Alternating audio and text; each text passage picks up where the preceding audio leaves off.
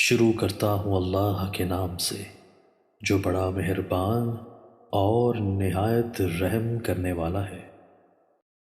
حضرت فضل بن عباس رضی اللہ تعالیٰ عنہ سے منقول ہے کہ وہ نبی اکرم صلی اللہ علیہ وآلہ وسلم کے پیچھے سواری پر سوار تھے کہ ایک آدمی نے آ کر کہا، اے اللہ کے رسول، میری والدہ بہت بوڑھی ہیں، اگر میں انہیں سواری پر سوار کر دوں تو بھی وہ نہیں بیٹھ سکیں گی، اور اگر میں انہیں پالان پر باندھ دوں تو مجھے خطرہ ہے کہ وہ مر جائیں گی۔ رسول اللہ صلی اللہ علیہ وآلہ وسلم نے فرمایا، تو بتا، اگر تیری والدہ کے ذمہ قرض ہوتا تو کیا تو اسے ادا کرتا؟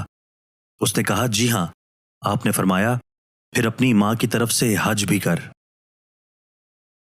حضرت ابو بکر رضی اللہ تعالیٰ عنہ سے روایت ہے، انہوں نے فرمایا، اللہ تعالیٰ نے مجھے ایک فرمان کی بدولت بچا لیا جو میں نے رسول اللہ صلی اللہ علیہ وآلہ وسلم سے سنا تھا۔